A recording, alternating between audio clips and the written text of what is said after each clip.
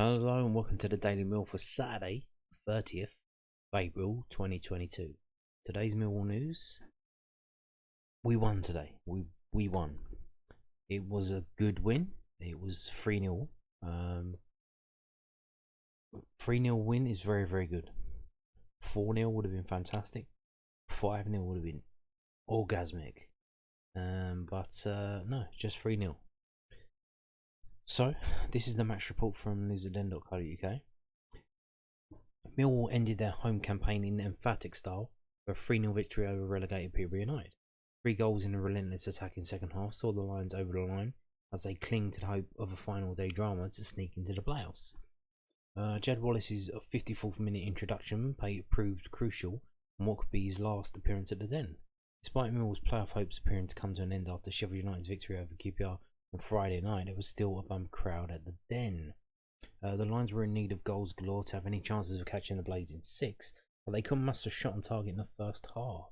Relegated Peterborough offered little in attack themselves, but the home side struggled to create concrete chances. Both Benicophobe and Tom Bradshaw almost got in behind a posh defence, but both times were denied by covering defenders.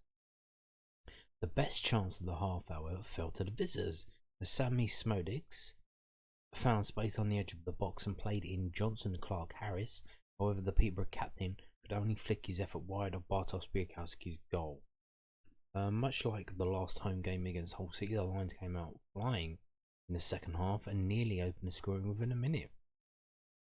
George Saville arrived late in the box but couldn't finish Ryan Leonard's cutback. David Cornell saving on the line. Minutes later, Jack Marriott tested Białkowski with a low 20-yard effort.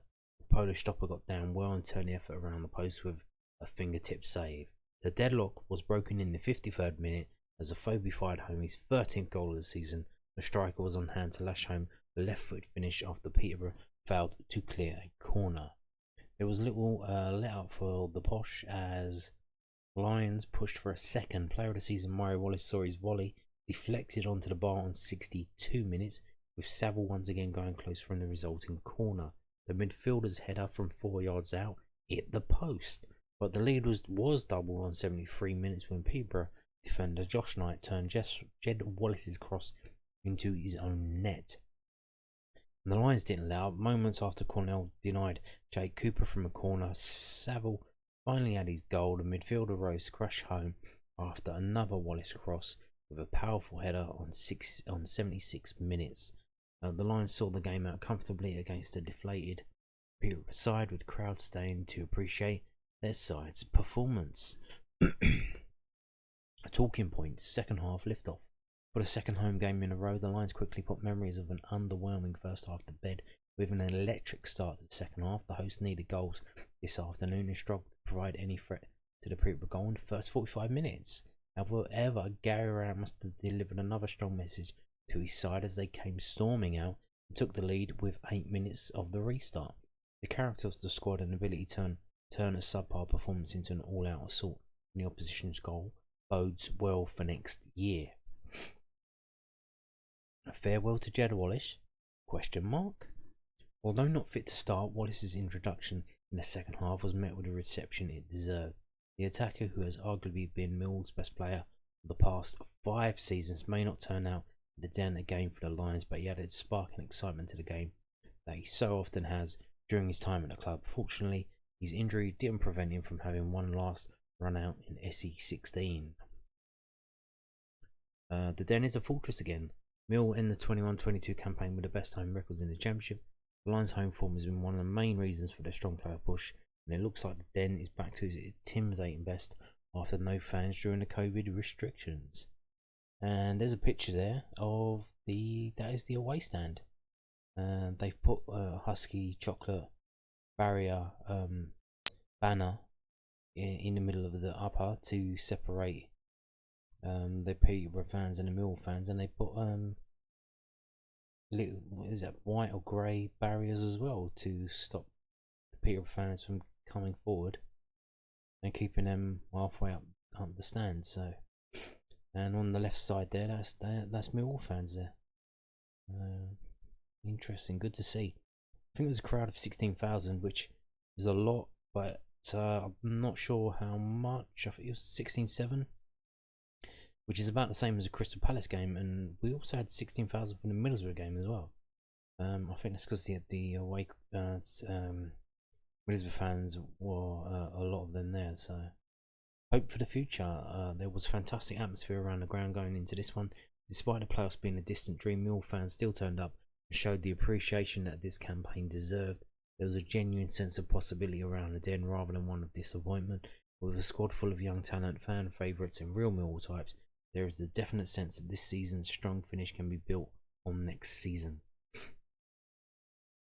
Team news: there were 2 changes to the side that drew away at Birmingham City last weekend.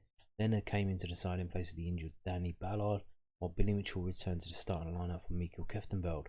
Wallace returned to the bench after the injury before coming on to make his usual impact.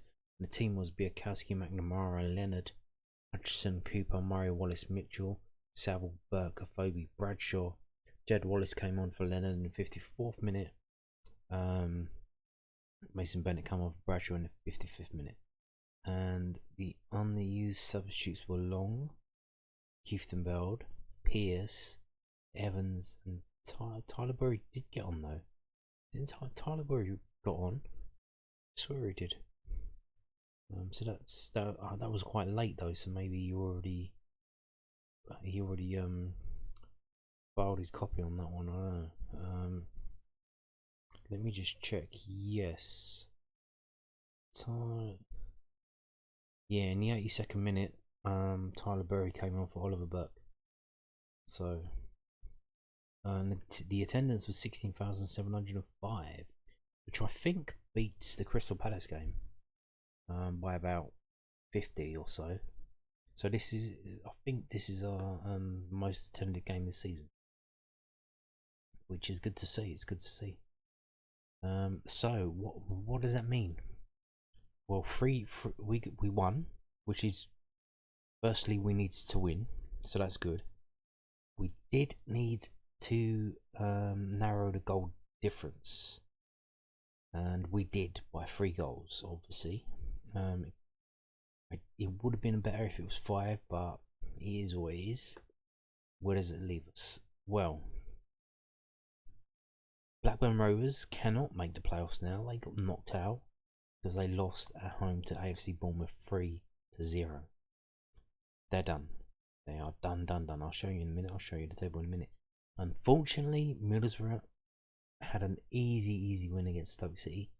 They won 3-1, so they got the win and they got a +2 on their confidence. Not the best. So, was there another team involved?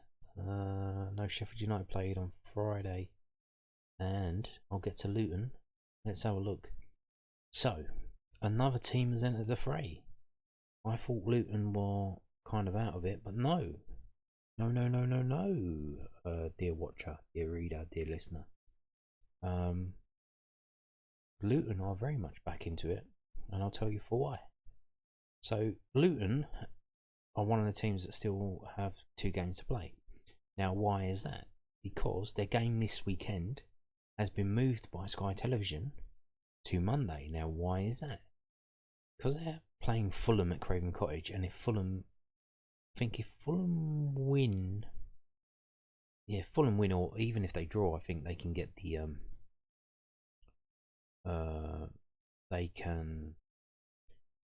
if they win, they've won the league. They're promoted now. They can't get caught by Forest or Huddersfield, so they're promoted. But they can win the league on Monday by beating Luton. Now, you know Fulham, they love to score. And Mitrovic, I fucking hate him, but if he scores a hat-trick against Luton, maybe even Sheffield United next week, I will love him. I will love that fucking guy. Because here's what's happening. So where are we? We're on 69 points. We've gone up a place to 8th. We were 9th. We've gone up to 8th. Look at that record there on the right hand side. 3 wins and 2 draws in our last 5 games. That's fantastic. When you compare, the only teams doing better than that are Nottingham Forest and Huddersfield. Even AFC Bournemouth ain't doing that. They close. They got 2 wins and 3 draws. So, and Blackburn Rovers are out of it now because there's 1 game left for them. They can only get 3 points, so they can only get 69. So we may basically,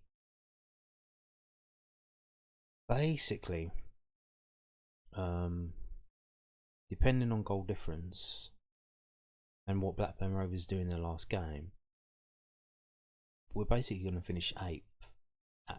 We could finish 9th, but most likely we're going to finish 8th.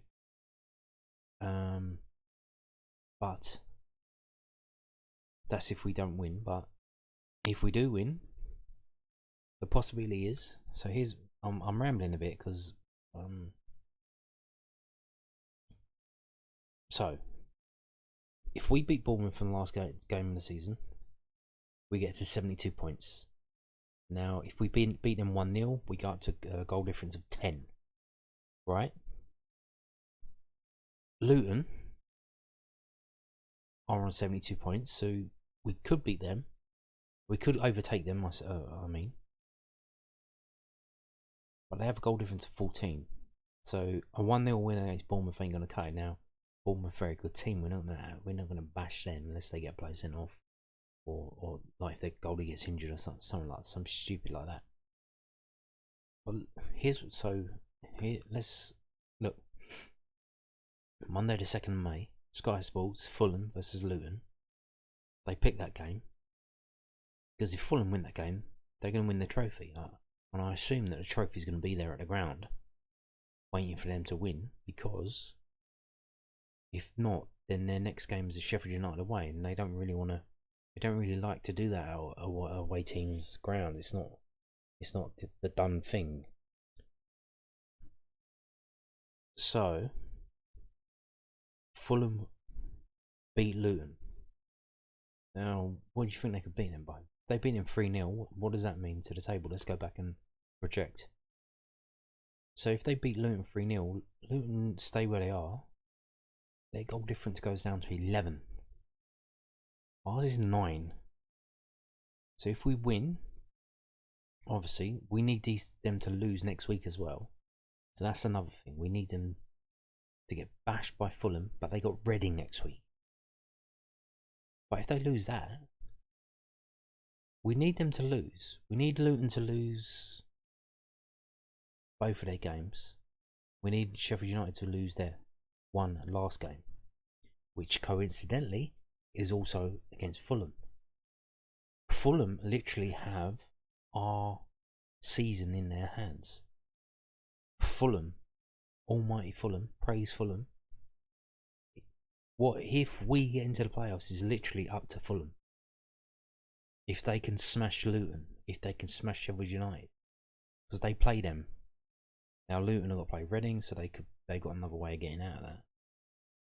But if we win against Bournemouth on the last day of the season, even if it's just a 1-0 win, we go up to 10 on goal difference. If Luton loses 2 games,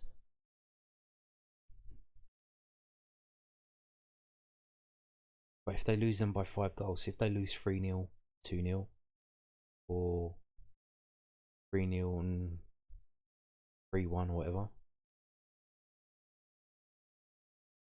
we can overtake them on goal difference with a 1-0 win at Bournemouth. Now, the Sheffield United one, not so much, because we're going to need Fulham to beat them 5-0 on the last day of the season.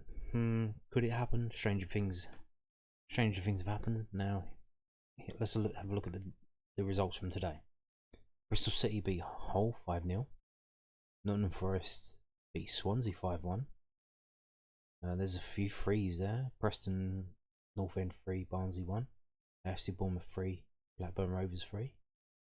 So there are goals now at the end of the season now. The players are on the beach, as they say. And this is probably the first time in a couple of years that they can actually have a summer holiday. Without any restrictions, I believe, in most countries. So what's happening next week? So here's a scenario. Fulham beat Luton, yes please, by a lot as well. Thank you very much. AFC Bournemouth are playing Nottingham Forest on Tuesday the 3rd of May. Tuesday the 3rd of May. So let's go back to the table. The team in second are playing the team in third. There is a 3-point difference. If Bournemouth draw that game, they can't get caught then. They're promoted. Happy days. Let's have a night out, champagne, yes please. And then when they come to play us a couple of days later on Saturday, they're already promoted. Does that mean they're professionals? No, they won't forget how to play football, but it might give us a chance. Luton Town are at home to Reading. Now, is that a bit of a derby? I don't know. They are quite close together. I don't know. You would hope Reading can turn up and do something about that. I don't know, but I don't know. But here's the one: Sheffield United versus Fulham. What does Sheffield United do? Do they try and draw? Do they try and park the bus against Fulham? Team that scored 100 goals this season. It's not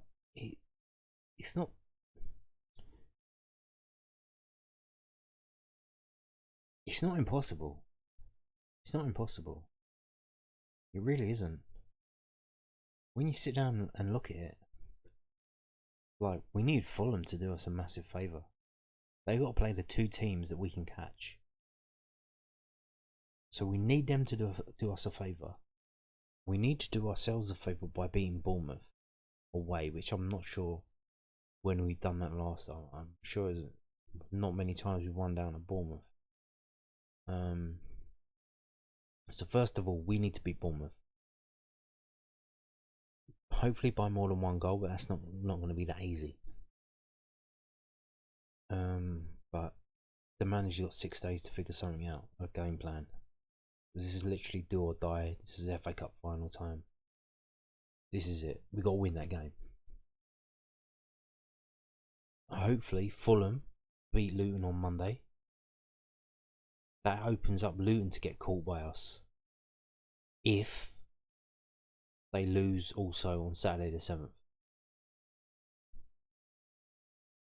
And then we're going to need Fulham to do a massive favour for us by not only beating Sheffield United on Saturday the 7th, but beating them probably 5-0 or by 5-goal swing. So 5-0, 6-1.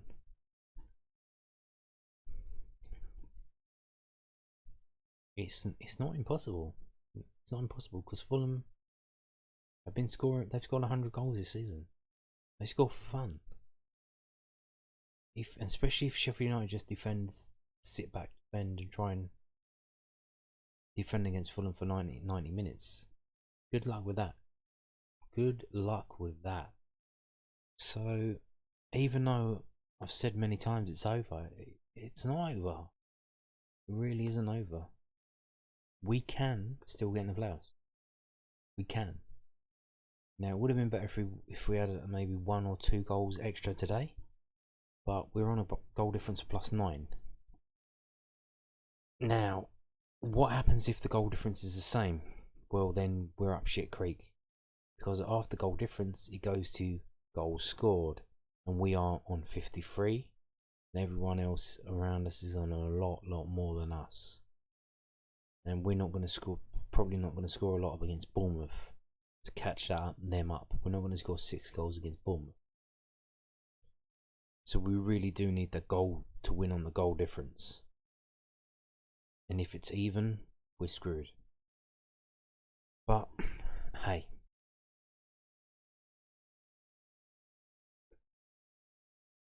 Let's move on to more comments about the game from today. This is from londonnewsonline.co.uk. Decision not to start Jed Wallace pays off as Millwall attacker, the architect for 2 of their goals. Millwall manager Gary Rowett's call not to start Jed Wallace paid off today's 3-0 win over Peterborough United. The Lions attacker had missed recent matches due to a groin injury, but Wallace was put back on the bench this afternoon and came off it to produce the crosses for Josh Knight to put into his own net and then for George Saville to head in at the back post. Rowett said it was a funny one because he trained for the last couple of days. I think he was desperate to be out there for the last home game. There have been a couple of things said, but I didn't feel he was completely fit. And therefore I had a decision to make. If I start him in a tight game and I've got to bring him off in 60 minutes, then I just lose all that quality when we need it. So I did it the other way round. We could work hard, see if we could nick something early on and open the game up that way, but we had lots of quality to chase it late on. The fact that I could bring on Jed and Mason, 40 minutes left to play, was a clear sign that we needed goals and we were prepared to take a gamble to get those goals. His end product and his final delivery we know is absolutely top drawer. It was nice to see him play such a big part, and we'll see what happens in the last game. Yeah, hopefully he's fit for that, because we need all hands on deck for that, no? Also from londonnewsonline.co.uk, Millwall keep their playoff hopes alive, and boss Gary Rowett felt they could easily have scored more against Posh. Yeah, we did hit the post, I think it was 2 or 3 times as well. Gary Rowett felt his Millwall side should have run out bigger winners against Peterborough United today. The Lions made it 45 points banked at home, the most in the championship season, with a 3-0 victory. Benicophobe and George Saville were both on target for the Lions, along with Josh Knight scoring an own goal. The result moved Millwall up to 8th in the table ahead of a final day trip to AFC Bournemouth. The Lions are 3 points behind 6th place Sheffield United, whose goal difference is 5 superior. Rowett said, "The second half performance was really good at times, quite scintillating. With lots of chances, we probably should have scored more goals. We had good opportunities and missed some great chances. We changed formation at half time and put Lenny a little bit further forward. It allowed us to press a little bit higher and a little bit more aggressive on the front foot in our half. It was more or less all of ours the second half, and more a case of how many we would get. I'm pleased with the performance and I'm pleased with the result, but we're at a point of the season where a couple of goals might have made it even more interesting. We probably should have had that. Hastway's team are often improved after the break." Rowett replied, "I've got no idea, because if I had the solution it wouldn't keep happening, would it? I don't think we started the game tense. I felt we started it quite relaxed. Peterborough's results have been really good the last 5 or 6 games. It's just been too late for them this season. You don't just roll up and score as many goals as you want against teams like that. There were opportunities for us early on in the game, and if we score one of those, then maybe that would have set us down even more. We didn't, and we had about 3 or 4 different plans to chase the game today, to try and make as many attacking changes as necessary to see if we can take the game away. At 1-0 we end up changing it again to see if we can get even more attackers on the pitch. You run the risk of being a bit open and having that lead pegged back, but we knew it was about goals and about trying to chase goals. Second half we did. I'm a little bit disappointed we couldn't score 4 or 5. So am I, mate, so am I, because that would have really set us up. That would have been wow. Gary out there outlines why Millwall need to believe heading into Championship final day. This is also from londonnewsonline.co.uk. Millwall head into the final day of the Championship season with a shot at the playoffs, with manager Gary outlining what they should still believe. The Lions beat Peterborough 3-0 today. The South Londoners had to take maximum points after Sheffield United, currently in the final playoff position, won at QPR last night. The Blades have a superior goal difference, +14, compared to Millwall's +9. Asked by the South London press how much he had hoped or expected Millwall to eat into United's advantage, Rowett replied, "I felt like 3 or 4 goals, which then left it with a 4-goal swing. You look at it and think if Bournemouth can beat Forest on Tuesday night and get promoted, then maybe their mindset is a little bit different in the final game. And Fulham are playing Sheffield United. There's always a chance that Fulham can score more than 1 or 2 goals. You basically need to win the game and hope there's a bit of swing. At this stage, we can't control that, but we know that anything can happen. You saw it a couple of years ago. Swansea was something like 7 goals behind Forest, and I think Forest got beaten heavily on the final day of the season. You just don't know. Someone can get sent off. What if the goalkeeper gets sent off? And it's not up to us to work that out. It's about us taking care of business. We've won 3 and drawn 2 of the last 5 games. Our home form has been brilliant all season. We're starting to score more goals at the end of the season, which you can argue is a little bit frustrating. We've taken it into the last game and given ourselves a bit of a chance. We know it's out of our hands. We're not stupid. The players maybe first half there was a little bit of disappointment seeing the result last night. Sheffield United winning at QPR. It would have been nice to see it go our way and have a little bit more on today's game.